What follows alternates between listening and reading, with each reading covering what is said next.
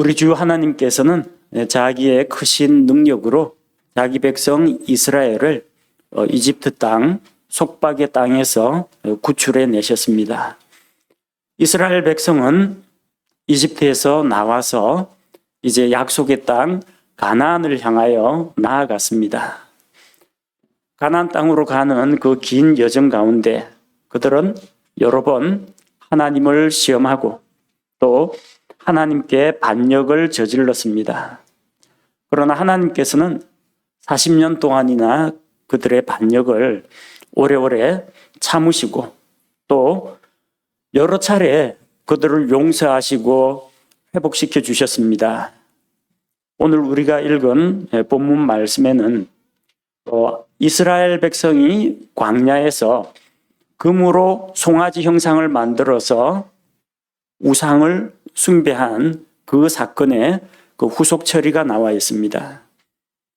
모세가 하나님과 교제하러 시내산에 올라갔을 때 이스라엘 백성은 모세가 산에서 내려오는 그 기간이 점점 길어지니까 그를 기다리다 아론에게 말하여 우리를 이집트에서 인도한 신들을 만들라고 했습니다. 그래서 금을 부어서 송아지 모양을 만들고 각도로 새겨서 송아지 형상을 새겨 만들었습니다. 그리고 그 앞에서 백성이 먹고 마시고 절하고 그 앞에서 뛰어놀고 춤추면서 우상숭배의 잔치를 벌였습니다. 모세가 하나님의 율법의 말씀을 두 돌판에 받아가지고 내려와서 산 아래에서 우상을 섬기고 하나님 앞에서 방자하게 행동하는 그 모습을 보고 돌판을 산 아래로 집어던져서 깨뜨려 버렸습니다. 돌판에 새겨진 하나님의 율법의 말씀이 깨어지기 전에 하나님의 말씀은 그들의 마음속에서 이미 깨어져 있었습니다. 그래서 하나님께서도 이스라엘에 대해 진노하셨고 모세도 하나님과 함께 이 백성의 죄에 대해서 깊이 통탄하고 슬퍼하면서도 그 죄에 대해서 하나님의 말씀을 따라 심판의 명령을 내린 것입니다. 그래서 그날 하나님의 편에 서 있는 레위 사람들이 일어나서 우상을 섬긴 자들을 자기 가족이건 이웃이건 간에 다 죽이기 시작했습니다. 그날에 자그마치 3,000명 가량이 죽임을 당했습니다. 그리고 이제 이스라엘 백성의 죄 문제를 해결하기 위해서 모세가 중재자가 되어서 하나님과 백성 사이를 중재하기 위해서 다시 하나님께로 나아가는 그 이야기가 기록되어 있습니다. 오늘 우리는 성경 말씀을 통해서 죄에 대해서 하나님께서 어떻게 다루시는지 살펴보려고 합니다. 죄에 대해서 무섭게 진노하시는 하나님과 또 한편으로는 죄인들을 향하여 한없는 긍휼과 은혜를 베풀어 주시는 그 하나님의 모습을 우리는 성경에서 발견할 수 있습니다. 자기 백성 이스라엘을 용서하시는 그 긍휼의 하나님을 우리가 만나고 그 하나님께 감사하고 이스라엘 백성처럼 비록 죄를 지었더라도 하나님 앞에서 용서받는 길이 열려 있다는 것을 믿고 하나님께로 나아가는 그런 우리 모두가 되기를 원합니다. 하나님께서는 죄를 지은 자기 백성을 어떻게 다루셨는가? 첫 번째로 하나님께서는 죄를 심판하셨습니다. 하나님께서 죄를 용서하신다는 말씀은 하나님께서 죄를 묵인한다거나 사람들이 죄를 짓더라도 그것을 방치한다라는 이야기가 아닙니다. 하나님은 거룩하십니다. 의로우십니다.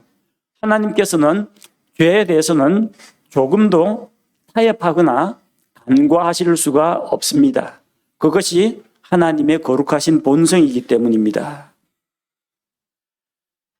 하나님은 죄에 대해서 반드시 심판을 하시는데 27절 말씀에 기록된 것과 같이 주 이스라엘의 하나님께서 말씀하셨습니다. 각 사람이, 즉 레위 지파에 속한 각 사람이 허리에 칼을 차고 우상을 숭배한 이스라엘 백성을 죽이라고 했습니다. 하나님께서는 우상 숭배의 죄가 자기 생명을 내놓아야 할 만큼 중대한 죄라고 했습니다. 성경에는 큰 죄, 작은 죄가 없습니다. 죄는 다 죄입니다. 그리고 죄의 삭은 사망이라고 했습니다. 하나님께서는 아무런 심판도 내리지 않고 죄인에 대한 처벌도 없이 무작정 용서하시는 하나님은 아니라는 것입니다.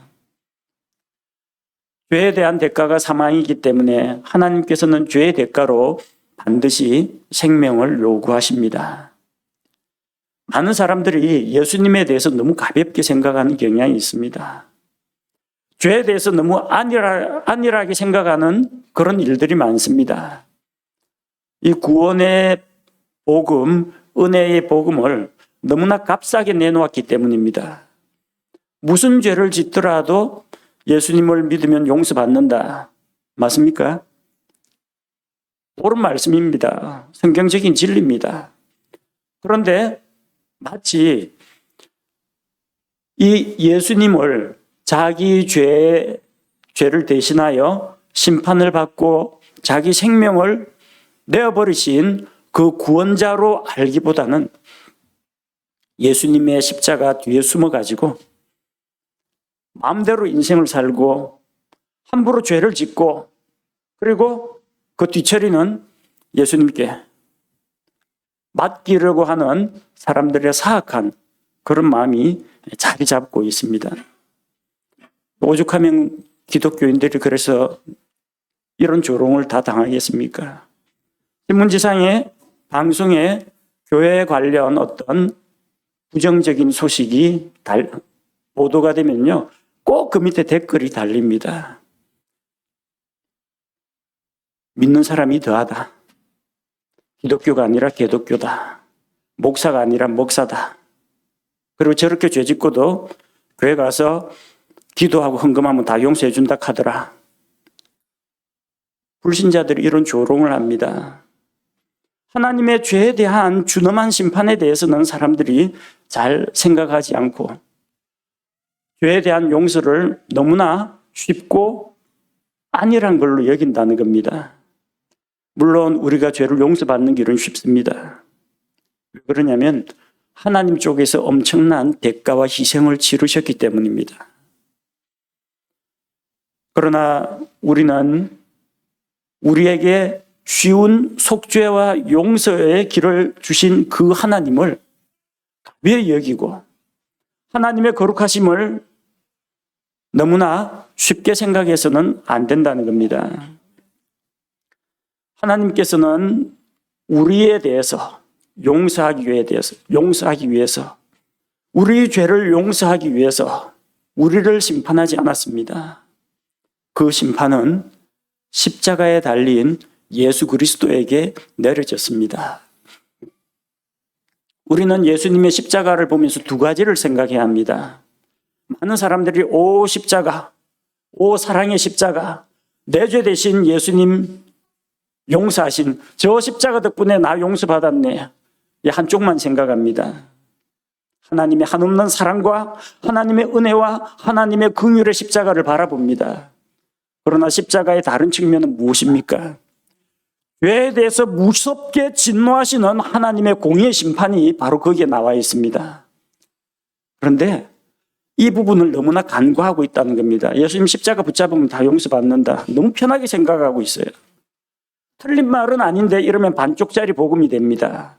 그럼 예수님 믿고 나서도 죄를 멀리하고 죄에서 돌이키고 하나님께로 돌아와서 하나님의 사람으로 살아가고 성장하기보다는 죄를 지은 것에 대한 방패막이로 예수님을 내세우게 된다는 겁니다.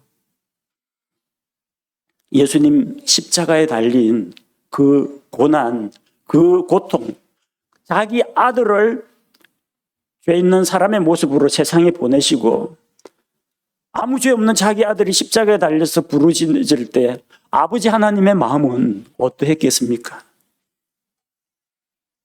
온 세상의 죄를 예수님에게 다 전가시키고 예수님께서는 하나님의 아들 예수 그리스도께서 아버지의 아버지라고 부르지도 못하고 나의 하나님, 나의 하나님, 죄인과 하나님 사이로 사람들의 죄를 대신 지고 있으니까 나의 하나님, 나의 하나님 어찌하여 나를 버리셨나이까? 우리 대신 버림받으셨습니다.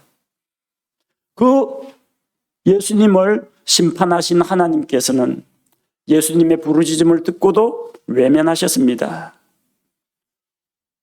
온 세상이 어둠으로 캄캄하게 변해버렸습니다.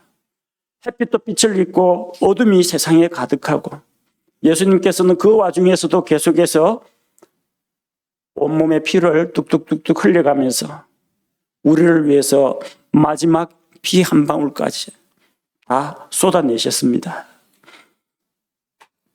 죄에 대한 하나님의 심판은 무섭습니다. 엄중합니다. 예수님의 십자가를 생각할 때 우리는 죄가 이렇게 무서운 거구나. 그걸 깨달아야 합니다. 그걸 깨달아야만 예수님의 십자가로 인한 이 구원이 얼마나 값지고 놀라운 것인지 내가 실감하게 되는 것입니다.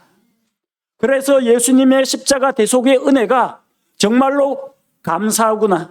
예수님이 아니었더라면 내가 바로 저렇게 살이 찢기고 피를 흘리고 그것으로 끝나는 것이 아니라 꺼지지 않는 불 속에서 영원토록 태워져야 했다는 것을 잊지 말고 기억해야 합니다.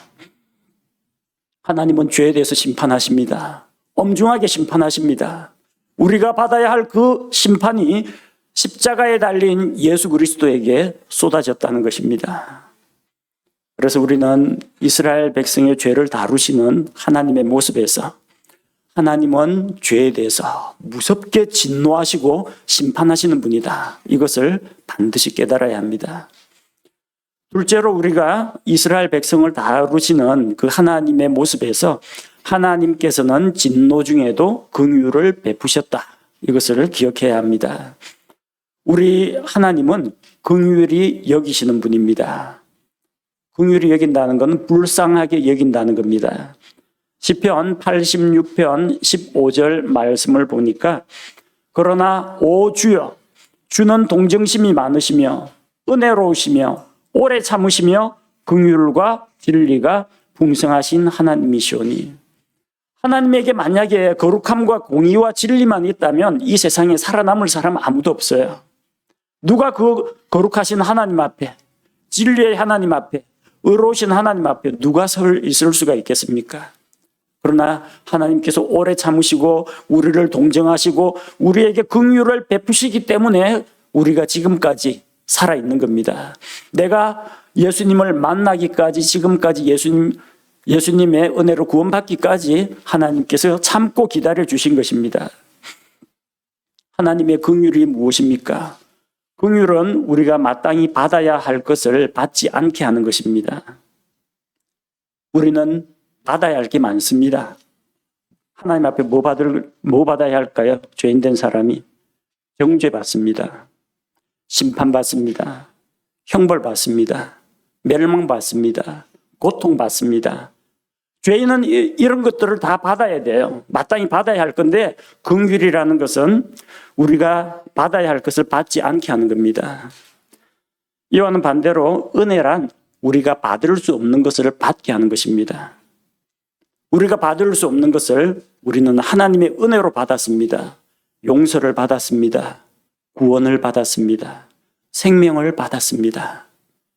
죄인들이 감히 하나님 앞에 요청할 수 없는 것, 요구할 수 없는 것을 하나님의 은혜로 우리는 값없이 받았습니다. 하나님의 긍휼과 하나님의 은혜 덕분입니다. 우리가 죄를 용서받는 첫 번째 근거는 우리에게 있지 않습니다. 우리가 잘나서 우리가 선한 존재라서 내가 회개했으니까 하나님은 마땅히 당연히 날 용서해야지. 내가 사과한다고 했는데 내가 용서받기를 원한다 했는데 하나님 당연히 나를 용서해야지. 이런 생떼가 어디 있습니까? 사람들 사이에도 이런 일 일어납니다. 나 분명히 사과했어요. 근데 그 사람이 나를 용서 안 했어요. 나보고 어쩌라고? 내가 여기서 뭘 더 어쩌라고? 이럽니다. 하나님 앞에 똑같은 식으로 이야기합니다. 우리가 하나님 앞에 용서 구하면 하나님은 예, 알겠습니다 하고 무조건 용서해 줘야 됩니까? 그렇지 않습니다. 용서는 나의 반성과 회개에 달린 게 아닙니다. 하나님의 긍휼과 하나님의 은혜에 달린 겁니다. 예. 사람 사이에서 용서는 어떻게 이루어집니까? 용서해 주고자 하는 마음이 용서해 주는 사람에게 있어야 용서가 됩니다. 이 사람이 아무리 빈다고 해서 그 용서가 이루어지는 건 아니에요. 물론 그 사람은 당연히 용서를 구하고 사과를 해야 되겠지만 결정권은 어디에 있습니까? 용서하는 사람에게 달려 있어요. 하나님하고 관계 마찬가지입니다. 죄인이 백날 하나님 잘못했어요. 앞으로 안 그럴게요. 그렇게 한다고 해서 하나님에게 용서해야 되는 의무가 생기는 건 아닙니다. 용서의 키포인트는 하나님에게 있습니다. 하나님만이 용서할 수가 있어요. 우리 하나님은 거룩하시고 의로우신 분인 동시에 긍휼히 여기시는 분입니다. 진노 중에도 긍휼을 베푸십니다. 그래서 하박국 3장 2절 말씀을 보니까 오 주여 내가 주께서 말씀하시는 것을 듣고 두려웠나이다. 오 주여 그 해들의 한중간에 주의 일을 되살리시옵소서.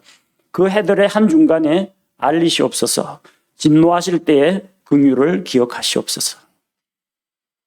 아버지가 잘못한 아들이 있으면은 말로 야단을 치기도 하고 매를 때립니다. 죄에 대해서는 심판이 있습니다. 아들이 잘못을 반성하고 눈물로 울면서 용서를 구합니다. 잘못했어요. 그렇게 고백을 합니다. 매를 때리고 진노하는 아버지의 마음속에는 왜 이 아이를 징계를 하겠어요? 애 때림으로 자기 스트레스 풀려고 하는 거 아닙니다. 괘씸해가지고 애한테 자기 분풀이 하는 거 아닙니다. 이 아이가 바로 잡히고 다시 돌아오기를 위해서 때리는 겁니다. 그래서 목적이 애를 죽이는 거, 애 잡는 게 목적이 아니에요. 애를 바로 세우기 위한 것입니다. 그래서 매를 때리면서도 아버지의 마음은 눈물이 줄줄 납니다. 그러다가 마침내 더 이상 때리지를 못합니다. 자기 아이를 불쌍하게 여기기 때문입니다. 아버지가 잘못한 아들을 때리더라도 죽도록 때리지는 않습니다. 하나님께서 자기 백성을 심판하시지만 완전히 멸망하도록 치시지는 않습니다. 이스라엘 백성, 전 이스라엘 백성이 하나님 앞에 우상숭배의 죄를 지었습니다. 하나님께서 진노하시고 홧김에 전염병으로, 역병으로 한 번에 치시면은 그날 안에 다 죽습니다. 다 죽여가지고 어떻게 하겠습니까? 하나님의 영광을 위하여 이집트 땅에서 구속해내신 자기 백성. 그렇게 해서 그들을 다 죽여버리면은 하나님께서 계획하신 그들을 약속의 땅으로 인도하겠다는 그 계획과 아브라함과 맺은 언약은 어떻게 됩니까? 아브라함의 씨를 통해서 유다 지파를 통해서 이 세상에 메시아를 보내주겠다는 약속은 어떻게 됩니까? 사라져 버립니다. 그래서 하나님께서는 진노 가운데에도 긍휼을 베푸셨습니다. 이스라엘 백성의 숫자가 장정만 60만, 딸린 식구들 치면은 약 200만은 넘었을 겁니다. 그 가운데 몇 명이 우상숭배했을 것 같아요? 거의 다 할 겁니다. 왜냐하면 온 백성이 하나님 앞에서 아론이 만든 금송아지에게 절하고 그 앞에 제물을 차려놓고 마시고 떠들고 춤추며 뛰어놀았기 때문입니다. 우상숭배를 한 사람이 3,000명이라는 뜻이 아니에요. 레위 자손의 숫자가 적어가지고 하루에 겨우 3,000명밖에 못 죽인 것이 아닙니다. 전체 이스라엘 백성이 금송아지 우상을 숭배했습니다. 그들을 모두 죽이지 않고 3,000명만 죽이셨다는 겁니다. 그 정도면은 60만 대군 가운데에서 한 200분의 1 정도입니다. 하나님께서 자기 백성을 심판하시다가 그분의 긍휼로 인해서 그 맹렬한 진노에서 돌이키신 것입니다. 하나님이 분이 이제 다 풀려갖고 3,000명 죽으니까 하나님이 찔끔 아니면 뜨끔 해가지고 내가 좀 심했나? 그렇게 하신 것이 아니에요. 죄에 대해서는 무섭게 심판하시지만 이 이스라엘 백성을 다 죽일 수 없으니까 안타까이 여기고 긍휼히 여기셨기 때문입니다. 우리는 하나님의 진노 아래 있는 죄인들입니다. 하지만 진노 가운데에서도 긍휼을 베푸시는 그 하나님 덕분에 그 긍휼을 입어서 용서받은 것입니다. 하나님의 진노는 예수 그리스도에게 쏟아졌고 우리는 하나님의 긍휼히 여기심을 따라서 진노로부터 구원을 받았습니다. 데살로니가전서 1장 10절 말씀을 보면은 그분께서 죽은 자들로부터 살리신 그분의 아들께서 하늘로부터 오실 것을 기다리는지 보여주나니 이분은 곧 다가올 진노로부터 우리를 건져내신 예수님이시니라. 언젠가 이 세상에 하나님의 무서운 심판, 진노의 심판이 곧 다가오게 될 겁니다. 하나님께서 지금도 지켜보고 계시고 주의 눈은 언제 어디서나 이 세상에 있는 선한 자와 악한 자를 살펴보고 계십니다. 사람들이 행한 각종 그들의 행위들을 기록하는 책들에 기록되어 있고 그 책들은 하나님 앞에 보관되어 있습니다. 언젠가는 각 사람이 그 책들에 기록된 대로 자기들의 행위에 따라서 심판을 받게 될 것입니다. 곧 다가올 하나님의 진노로부터 예수님께서는 우리를 건져내셨습니다. 예수님의 십자가 보혈의 능력을 믿는 자들은 바로 그 진노로부터 구원을 받았습니다. 무엇 때문입니까?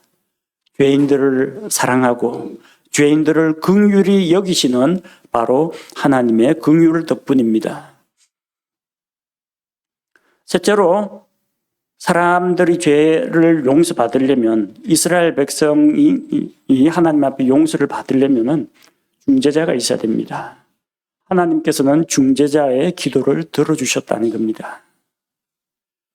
모세는 이스라엘 백성을 위해 하나님 앞에서 중재자가 되었습니다.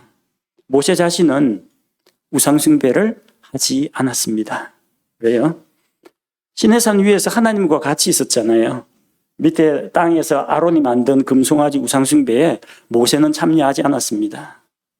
그러니까 중재자가 될 수가 있는 겁니다. 중재자가 될 수 있어요. 우상숭배 죄를 짓지 않았기 때문에 자기는 하나님과 사람 사이를 연결시켜 줄 수가 있습니다. 마찬가지입니다. 법정에 재판관이 있고 이 피고석에 죄를 지은 것으로 간주된 피고가 있습니다. 근데 똑같은 죄수가 나와가지고 재판장 앞에서 이 사람의 무죄를 호소할 수는 없어요. 이 범죄에 연루되지 않은 변호사가 나와야 됩니다. 그래야만 그 사람이 중재를 할 수가 있다는 겁니다. 중재자가 되기 위해서는 중재자는 죄가 없는 존재여야 합니다. 하나님과 사람 사이에 이런 중재자가 필요합니다. 그분은 곧 예수 그리스도십니다. 모세 역시 연약한 사람이기 때문에 죄인입니다. 그러나 적어도 이 우상숭배의 죄는 모세는 가담하지 않았습니다. 그러니까 이 우상숭배 죄건에 대해서 하나님과 이스라엘 백성 사이에 중재자가 될 수 있었던 겁니다. 이스라엘 백성의 영적 지도자로서 모세는 하나님 앞에서 그들을 위해 호소했습니다. 30절 말씀에 너희 죄로 인해 내가 속죄하여야 하리라. 32절 말씀에 보니까 그러나 이제 주께서 그들의 죄를 용서하시옵소서. 모세는 누구를 위해 호소하고 있습니까? 하나님의 백성 이스라엘을 위해서 호소하고 있습니다. 너희 죄로 인해, 너희 죄가 뭡니까? 이스라엘 백성이 저지른 우상숭배의 죄입니다. 모세는 이 죄하고 상관이 없기 때문에 자기가 그 죄를 위해서 속죄하겠다고 합니다. 너희의 죄로 내가 속죄한다. 죄는 이스라엘 백성이 지었는데 속죄는 모세가 하는 겁니다. 죄는 온 세상 사람들이 지었는데 속죄는 예수 그리스도께서 하시는 겁니다. 이게 중재자입니다. 그리고 모세가 주께 호소합니다. 이제 주께서 그들의 죄를 용서하시옵소서. 모세는 하나님 제 죄를 용서해 주십시오. 그렇게 하지 않았어요. 그는 이스라엘 백성의 죄로 인해서 하나님 앞에 부르짖었습니다. 자기 문제를 해결하고자 하는 것이 아니라 다른 사람의 문제를 하나님 앞에서 해결해 주는 것. 이것이 바로 중재자의 역할입니다.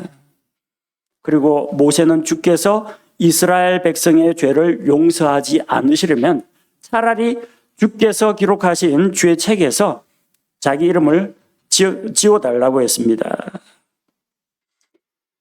하나님의 책에서 이름이 지워진다는 것은 이 책은 어린 양의 생명책이 아닙니다. 이 구약시대에 지금 주의 책, 산자들의 책이라고 하는데 살아있는 사람들의 이름이 기록된 명부입니다. 그래서 주의 책, 산자들의 책, 거기에서 이름이 지워진다는 건 뭘 말합니까? 죽는다는 이야기예요. 쉽게 말하면은 이 백성을 용서해 주옵소서. 내가 차라리 대신 죽겠습니다. 그 이야기예요. 나는 산자들의 책에서 내 이름이 지워져도 괜찮으니까 대신 이스라엘 백성은 살려주십시오. 예수님의 심정으로 모세가 주께 호소했습니다. 아버지, 차라리 죄 없는 저를 십자가에 달아서 저를 죽이시고 이 십자가에서 흘린 피를, 대속의 피를 믿는 자는 용서해 주옵소서. 아들 하나님 예수 그리스도께서 아버지 하나님께 이렇게 부르짖었습니다. 그래서 예수 그리스도께서 우리의 중재자가 되신 것입니다. 바울 역시 자기 민족을 향해서 모세와 같은 그런 마음을 가졌습니다. 로마서 9장 3절 말씀을 보니까 육체에 따른 내 형제들, 누굽니까? 유대인들, 내 친족들을 위해서라면 차라리 내 자신이 그리스도로부터 저주받기를 바랄 수도 있으리니. 바울은 예수 그리스도로 말미암아 구원을 받았습니다. 그의 구원이 취소되지는 않습니다. 그가 주님으로부터 저주받을 일도 없습니다. 그러나 차라리 내 민족, 유대 민족을 구원할 수 있다면 내가 차라리 그리스도로부터 저주받기를 바랄 수도 있다는 이야기입니다. 이것이 이스라엘 백성, 유대인들을 향한 바울이 중재자로서의 모습을 보여준 것입니다. 우리에게는 한 중재자이신 예수님이 계십니다. 디모데전서 2장 5절 말씀에 한 하나님이 계시고 하나님과 사람들 사이에 한 중재자가 계시니 곧 사람이신 그리스도 예수님이시라. 모세는 우상숭배의 죄를 짓지 않았지만 우상숭배의 죄로 인해서 죽게 된 이스라엘 백성을 위해 하나님 앞에 호소했습니다. 예수님은 죄가 없으신 분으로 하나님과 사람 사이를 중재할 수 있습니다. 모세가 너희 죄로 인하여 내가 대신 속죄하여야 하리라 말한 것처럼 예수님은 우리 죄를 위하여 십자가에서 우리 죄를 대신 속죄했습니다. 그리고 예수님은 자기를 죽음에 내어주시고 우리에게 영원한 생명을 주셨습니다. 모세는 차라리 내가 죽을지언정, 차라리 나를 죽이시더라도 이 백성은 용서하여 주옵소서 라고 이야기했지만 모세는 죽지는 않았어요. 예수님은 우리 죄값을 치르기 위해서 죄 없으신 분으로서 우리 대신 죽으셨습니다. 예수님은 나의 하나님 어찌하여 나를 버리셨나이까? 우리들의 죄로 인해 하나님으로부터 버림받았습니다. 그 덕분에 우리는 하나님으로부터 하나님에게 받아들여지게 되었습니다. 하나님께서 모세의 기도를 들으신 것처럼 예수님의 십자가의 대속을 기쁘게 받으시고 예수님의 기도를, 중재자의 기도를 들어주셨습니다. 사람이 하나님께 용서를 받을 수 있는 이유는 무엇입니까? 첫째는 하나님의 긍휼 때문이요. 둘째는 중재자 덕분입니다. 하나님과 사람 사이를 중재해 주시는 우리 주 예수님 때문입니다. 그러므로 용서를 받기 원한다면 예수님에게 자기의 모든 죄를 맡기고 십자가에서 우리 죄를 대신 담당하신 예수 그리스도를 자기 개인의 구원자로 믿고 받아들여야 합니다. 넷째로 하나님께서는 이스라엘 백성의 회개를 받으셨습니다. 출애굽기 33장 1절에서 3절 말씀을 보면요, 32장 다음에 이어지는 내용입니다. 하나님께서는 이스라엘 백성을 약속의 땅으로 인도해 드리겠다 말씀하셨습니다. 비록 그들이 죄를 지었지만 그들 앞에서 대적들을 쫓아내 주겠다 약속하셨습니다. 그들이 젖과 꿀이 흐르는 땅에 거하게 하겠다 약속하셨습니다. 그런데 나는 너희와 함께 가지 않겠다 하셨습니다. 나는 내 한가운데서 올라가지 않겠다. 너는 목이 뻣뻣하고 마음이 교만하기 때문에 너희가 또 반역을 하고 하면은 내가 길에서 너희를 소멸시킬까 염려한다고 했습니다. 약속의 땅에 들어간다. 좋은 소식이에요? 나쁜 소식이에요? 좋은 소식이죠. 하나님께서 이스라엘의 대적들을 가나안 땅에 있는 대적들을 물리쳐 주신다. 좋은 소식입니까? 나쁜 소식입니까? 좋은 소식이에요. 그 땅을 차지하게 해주겠다. 그 땅을 거하게 해주겠다. 좋은 소식입니까? 예. 근데 하나님이 없다. 하나님이 없다. 나쁜 소식이에요. 이 엄중한 말씀을 듣고 백성은 이것을 나쁜 소식이라고 생각했습니다. 33장 4절에 기록되어 있습니다. 백성이 이 나쁜 소식을 듣고 애곡하며 아무도 몸에 장식품을 걸치지 아니하니라. 나쁜 소식입니다. 모든 것을 얻는다고 해도 땅을 얻고 재물을 얻고 가축이 번식을 하고 논밭에 곡식이 가득하고 자식들이 잘 되고 몸이 건강하고 100세까지 살고 다 한다 하더라도 하나님이 없다. 나쁜 소식이에요, 이거는. 좋은 소식은 뭐냐? 우리가 잘 살거나 못 살거나 가난하거나 부자거나 병들거나 늙거나 건강하거나 관계없이 하나님이 우리와 함께 있다.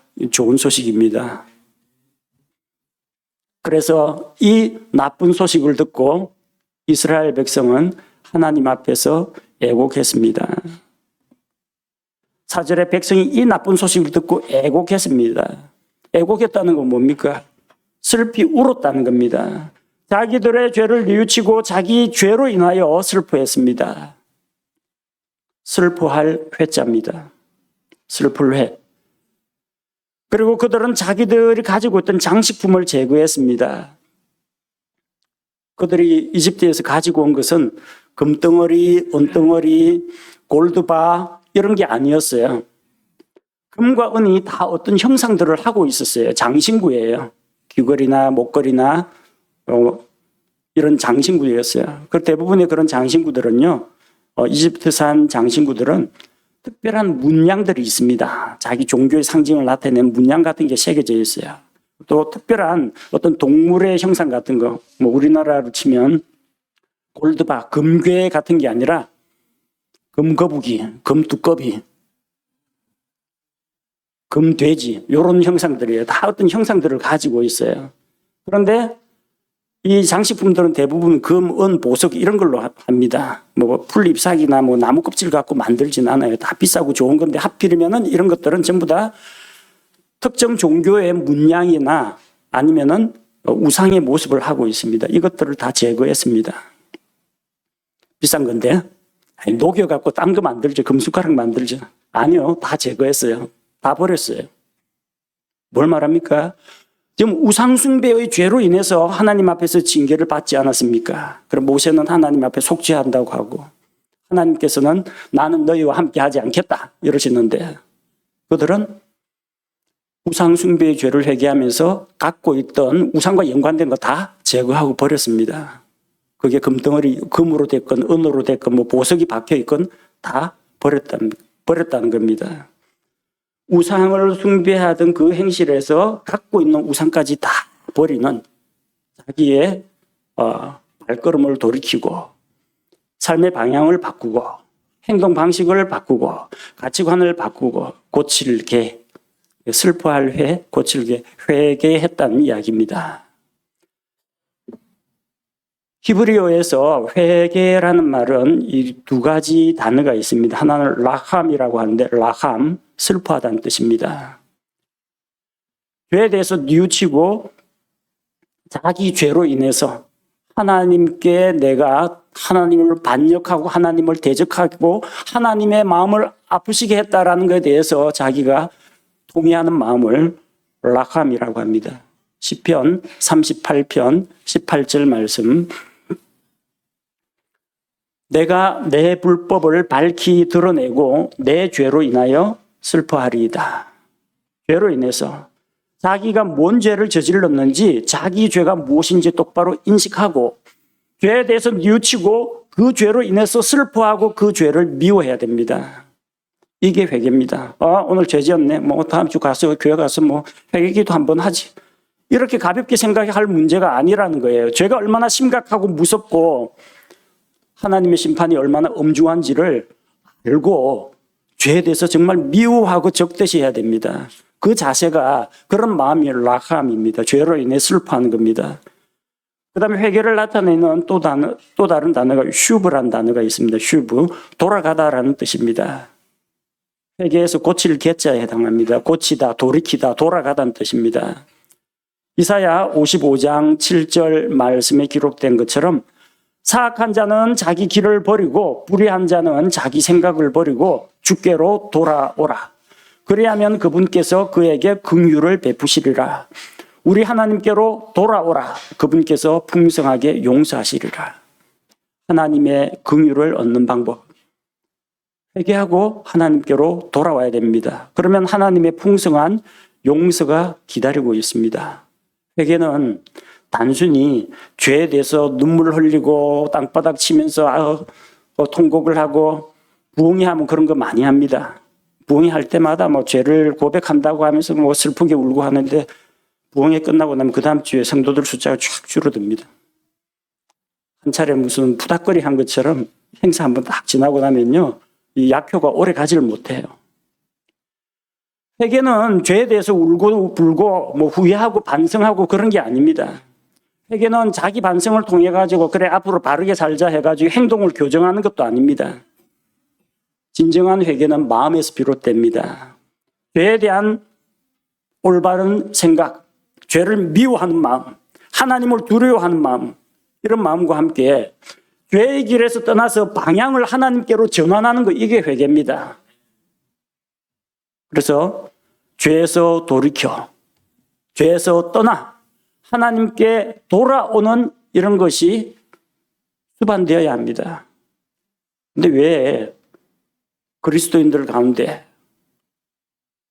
영적으로 성장하고 승리하는 그리스도인들보다는 나약하고 무능하고 습관적으로 죄를 되풀이하는 그런 그리스도인들이 많은가? 걔는 잘하는데 걔는 잘 안 해요. 울고불고 하면서 아이고 잘못했습니다 하고 하는데 눈물 닦고 딱 정신 차리고 나서는 다시 또 한다는 거예요. 마음이 하나님께로 돌아오지 않았으니까. 어쨌든 이번 회개 한번 내가 용서받은 다음에 이제 마음에 좀 안정, 평화를 찾은 다음에 그다음부터 또 자기 욕심대로 또 산다는 겁니다. 이 두 마음을 갖고 있는 거예요.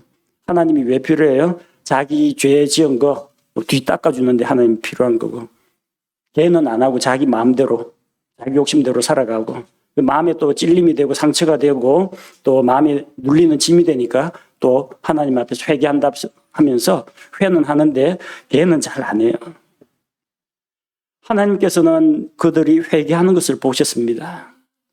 이 나쁜 소식을 듣고 하나님께서 우리와 함께 하지 않겠다라는 이 나쁜 소식을 듣고 백성이 애곡했습니다. 왜 하나님이 구름 기둥과 불 기둥으로 인도하던 그 하나님이 약속의 땅도 주고 대적도 물리치고 다 준다고 하시고서는 왜 우리와 함께 하지 않냐? 우리 죄 때문이다. 우리 죄가 하나님과 우리 사이를 갈라놓았고 하나님이 우리를 떠나가시게 만드는구나. 그 일로 인해서 슬피 애곡했습니다. 그리고 이 우상 숭배 때문에 우리가 이렇게 망하게 되었구나. 나에게 우상과 관계된 거 장신구 문양 전부 다 떼가지고 다 갖다 버리는 고칠 괴짜가 같이 뒤따랐던 겁니다. 백성이 회개하자 하나님께서 그들을 다시 받아들이셨습니다.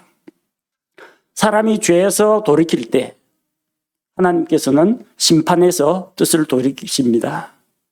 요나 3장 10절 말씀에 보니까 하나님께서 그들이 행한 일, 곧 그들이 자기들의 악한 길에서 돌이킨 것을 보시고 재앙, 즉 친히 그들에게 행하리라고 말씀하신 그 재앙에서 하나님께서 뜻을 돌이키사 그것을 행하지 아니하시니라.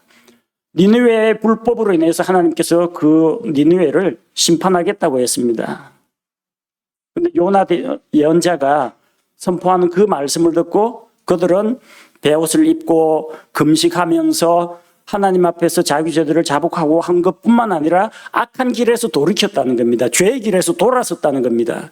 사람이 죄에서 돌이키니까 하나님께서는 심판과 재앙에서 뜻을 돌이키신 겁니다.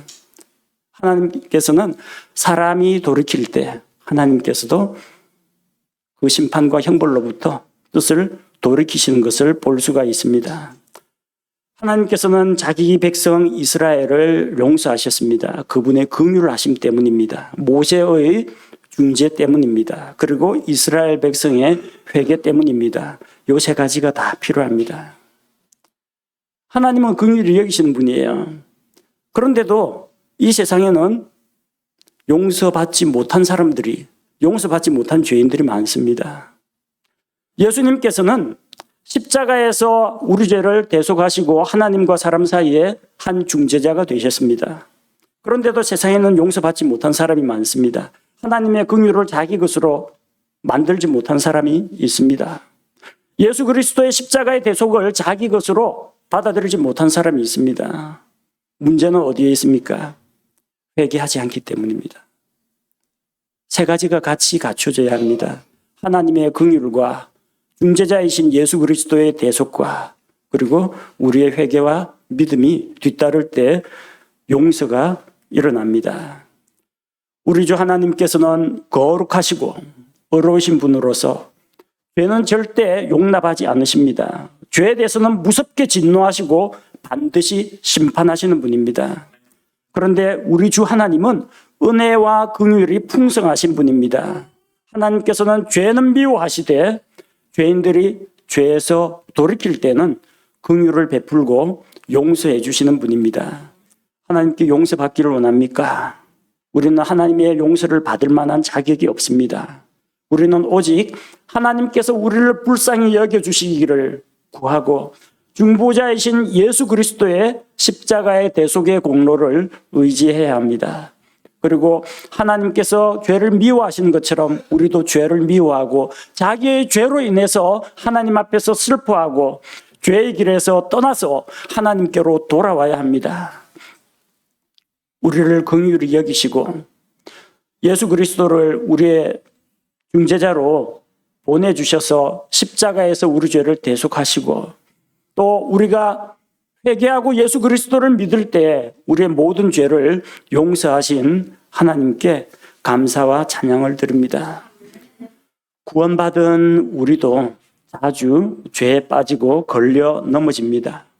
우리는 긍휼이 풍성하신 하나님을 바라보고 우리 주 예수님께서 십자가에서 우리를 대속하신 그 대속의 공로를 기억하고 믿고 회개함으로 말미암아 하나님께서 주시는 용서와 평안을 누릴 수가 있습니다.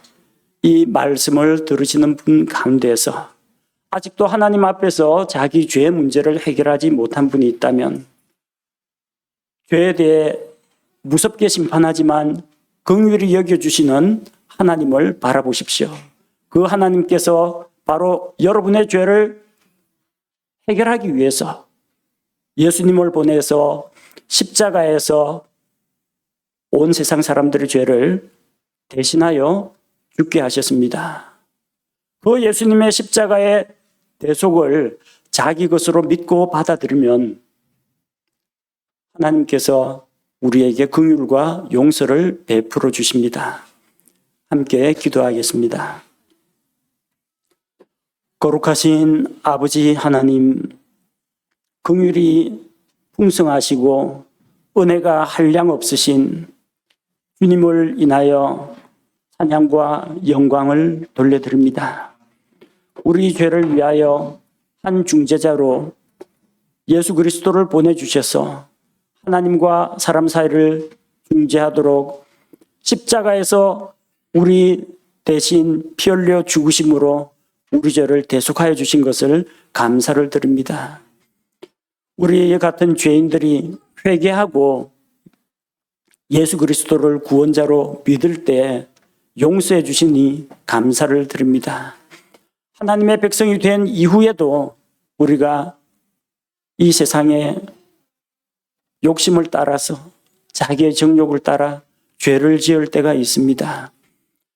죄에 대해서 하나님 앞에, 긍휼히 여기신 하나님 앞에, 대속하신 주님 앞에 가지고 나아와 죄를 슬퍼하고 통회하는 마음으로 주께 기도하고 또 마음을 돌이켜 주께로 다시 돌아옴으로 말미암아 하나님의 풍성한 긍휼과 용서를 힘입게 하옵소서.